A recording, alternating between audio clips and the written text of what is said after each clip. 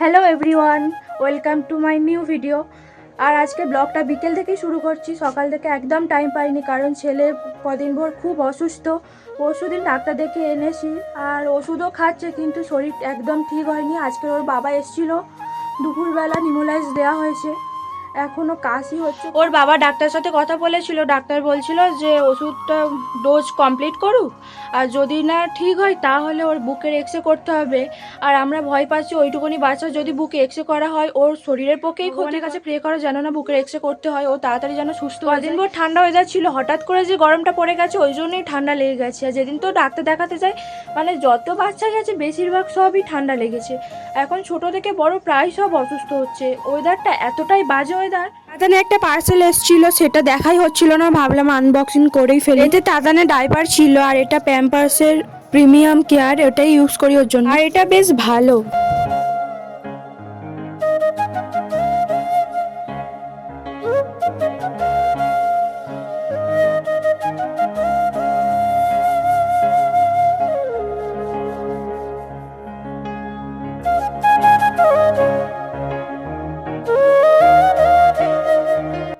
আর এদিকে তাতানকে দেখো, একাই শুয়ে শুয়ে হাসছে, ও মশারির চেনের দিকে কিছু একটা দেখে আর হাসে ওরকম।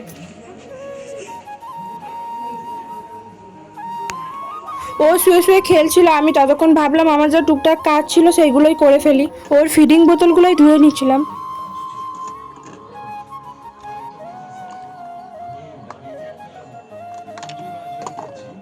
বাবা বাজারে গেছিল আর সৌতিক বাবুর ওষুধগুলো বাবার কাছে পাঠিয়ে দেবে বলে বাবা আসার অপেক্ষা করছিলাম, আর বাবা চলেও এসছে। এগুলো বের করে নিলাম আর মাস্কটাও গরম জলে ভালো করে ধুয়ে নিলাম নিউলাইজ দেওয়ার জন্য। নিউলাইজের মেশিনটা দেখো কি কিউট। প্রথম যখন নিয়ে আসে আমি প্রথমে ভাবছিলাম বাবুর কোনো খেলনা নিয়ে আসছে, তারপর দেখি না এটা মেশিন। তারপর ওষুধগুলো দিয়ে পুরো রেডি করে নিলাম।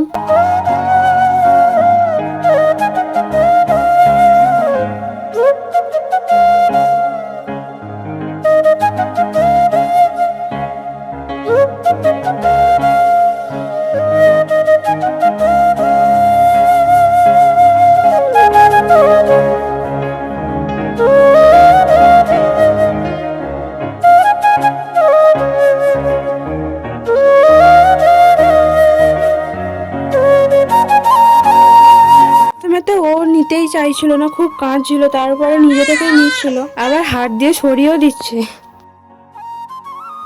আর ও মনে হয় সকাল হলে বুঝতে পারে, সকাল হলে ঘুরবে বলে কাঁদতে আরম্ভ করবে। সকালবেলা বেরো বেরো করবে?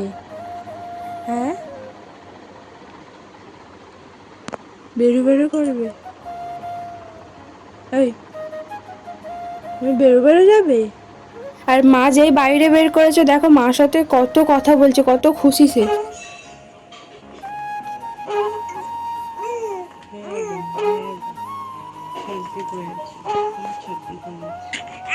ওর আসলে শরীরটা ভালো নেই বলে না সবসময় একটু ঘ্যান ঘ্যান করছে।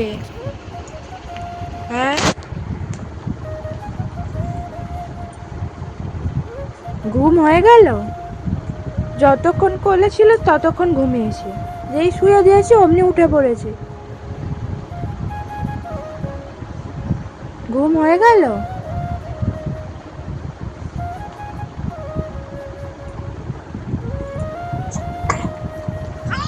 ও বাবা রে, ওর এত কাশি হচ্ছে, যখন হচ্ছে না তো হচ্ছে না, যখন হচ্ছে খুব কাশি হচ্ছে। আবার সকালবেলা ওকে নিউলাইজ দেওয়া হচ্ছে, আর এবারে নিজে থেকে নিচ্ছে, কিন্তু ওটাকে খাবার ভাবছে, খাবার ভেবে খেতে যাচ্ছে কিন্তু খেতে পারছে না, তখনই আবার কাঁদতে আরম্ভ করছে।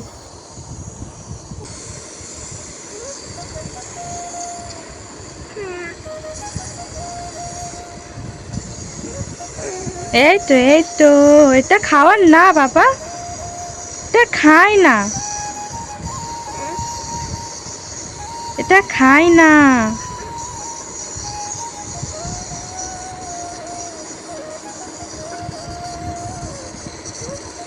এই তো দেখি।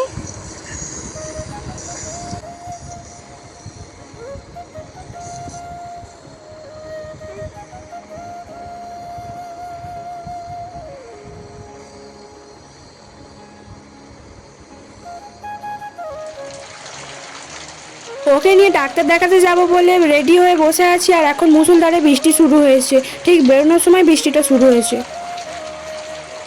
বৃষ্টিটা থামতে আমরা বেরিয়ে পড়েছি, আর এখন তো পুজো চলে এসছে বলে পুজোর প্যান্ডেলও শুরু হয়ে গেছে।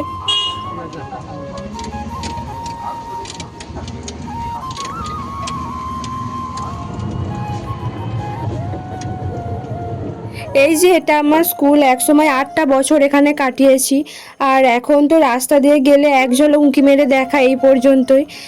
দিনগুলো কত সুন্দর ছিল, খুব মিস করি। আর আমাদের স্কুল মাঠেও একটা ঠাকুর ওঠে, এখন প্যান্ডেলের কাজ চলছে।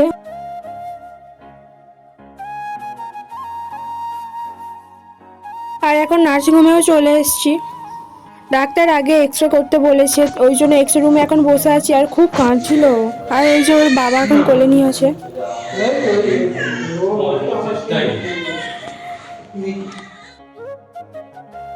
এক্সরে করা হয়ে যেতে খুব কাঁদছিল বলে ওকে একটু খাইয়ে নিলাম। ডাক্তার এক্সরে রিপোর্ট দেখে সঙ্গে সঙ্গে বললো যে ওকে অ্যাডমিট করে দিতে, ওর নিউমোনিয়া হয়ে গিয়েছিল। ডাক্তার দেখানো হয়ে যেতে বাড়ি এসে দুটো ভাত খেয়ে আর তাড়াতাড়ি করে ওর কিছু জিনিস গুছিয়ে নিয়ে 3টের দিকে বেরিয়ে পড়েছিলাম। আর ওখানে তো এত ছোট বাচ্চাদের ভর্তি নেয় না, ওই জন্য অন্য একটা নার্সিংহোমে ভর্তি করিয়েছিলাম। এই যে ওকে চ্যানেল করে দিয়েছে, এখন সেলাইন চলছে, মার কোলে বসে আছে, মার সাথে এখন গল্প করছে।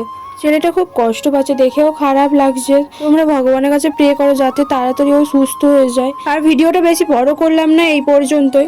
আমার ভিডিও ভালো লেগে থাকলে অবশ্যই আমার চ্যানেলটি সাবস্ক্রাইব করে আমার পাশে থেকো।